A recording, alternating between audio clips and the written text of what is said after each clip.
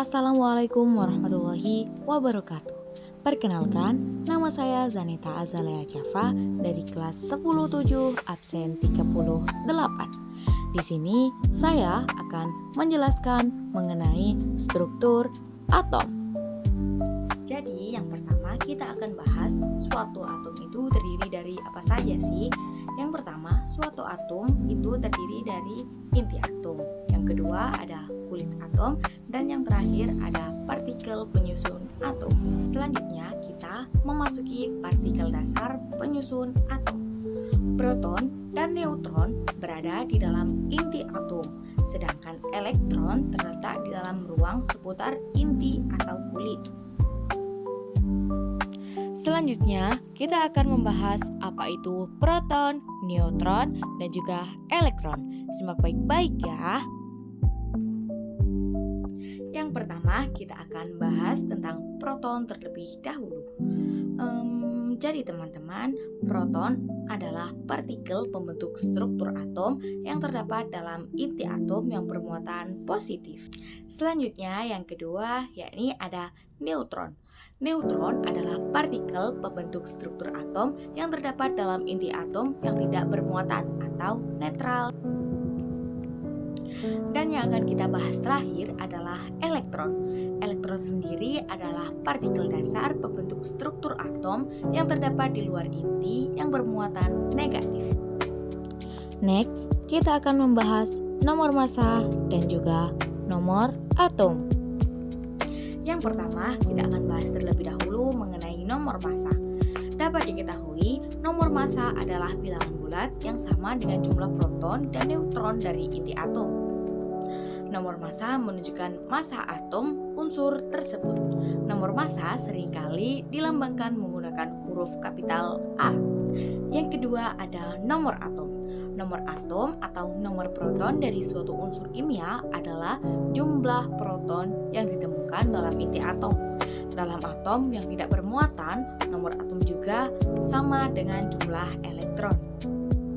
Setelah tahu pengertian dari nomor massa dan juga nomor atom itu apa, selanjutnya kita akan bahas apa fungsi dari nomor massa dan juga nomor atom. Yang pertama, nomor massa menunjukkan massa atom unsur tersebut. Dan yang kedua, nomor atom menunjukkan jumlah proton yang terdapat dalam inti atom. Selanjutnya kita memasuki menentukan nomor atom dan juga nomor massa. Dapat dilihat pada gambar terdapat sebuah contoh X, A, Z. Keterangannya ialah X adalah sebagai lambang unsur, A adalah sebagai nomor massa, dan juga Z sebagai nomor atom. Z adalah jumlah proton sama dengan jumlah elektron, sedangkan A ialah jumlah proton ditambah neutron. Sedangkan neutron sendiri ialah nomor massa dikurangi jumlah proton. Nah, selanjutnya dapat kita ketahui dari contoh-contoh soal. Dapat dilihat contoh soal yang pertama, yakni ada atom oksigen ditulis O168. Artinya, nomor atom atau Z-nya ialah 8, nomor massa atau A-nya adalah 16. Jumlah proton sama dengan 8, jumlah elektron sama dengan 8, dan jumlah neutronnya berarti A dikurangi Z sama dengan 16 dikurangi 8 dan hasilnya adalah 8. Nah, selanjutnya kita dapat memasuki ke contoh soal berikutnya. Terdapat dua contoh soal. Yang pertama yakni C 14 dan juga 6. C merupakan lambang dari atom karbon. Massa atom C atau karbon yakni 12. Nomor atom C atau karbon yakni 6. Jadi jumlah protonnya ialah 6, jumlah neutronnya adalah 6, dan juga jumlah elektronnya yakni 6. Lalu pada contoh soal yang kedua terdapat Fe 56 dan juga 26. Fe sendiri merupakan lambang dari atom besi. Massa atom Fe atau besi yakni 56, nomor atom Fe atau besi yakni 26. Jadi jumlah protonnya ialah 26, jumlah neutronnya adalah 30, dan juga jumlah elektronnya yakni 26. Nah, teman-teman, sampai di sini jangan pada bosan dulu ya. Kali ini kita akan membahas apa itu isotop, isobar, dan juga isoton. Yang kita bahas pertama yakni isotop. Isotop mempunyai arti jumlah proton yang sama. Yang kedua ada isobar yang artinya nomor massa yang sama. Dan yang terakhir ada isoton, artinya jumlah neutron yang sama. Dan yang terakhir akan kita bahas mengenai model atom. Yang akan kita bahas pertama yakni model atom Dalton. Model atom yang paling sederhana adalah model atom Dalton yang dikemukakan oleh John Dalton, seorang ilmuwan berkebangsaan Inggris. Menurut model atom Dalton ini, atom merupakan bola pejal yang tidak bermuatan. Selain itu, menurut teori atom ini, atom merupakan kesatuan terkecil yang tidak bisa dibagi-bagi lagi.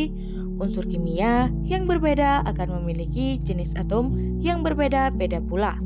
Sayangnya, teori Dalton tidak dapat menjelaskan bagaimana atom sebagai bola pejal yang dapat menghantarkan arus listrik.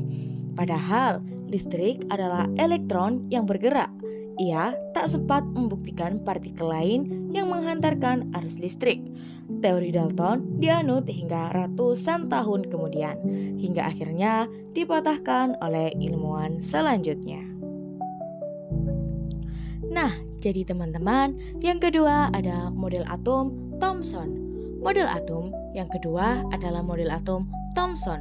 Sesuai dengan namanya, model atom ini ditemukan oleh Joseph John Thomson. Model atom Thomson berbentuk seperti roti kismis. Hal itu dikarenakan atom merupakan bola padat bermuatan positif dengan partikel negatif atau elektron yang tersebar di dalamnya. Selain itu, muatan positif dan negatif pada atom tersebut jumlahnya sama.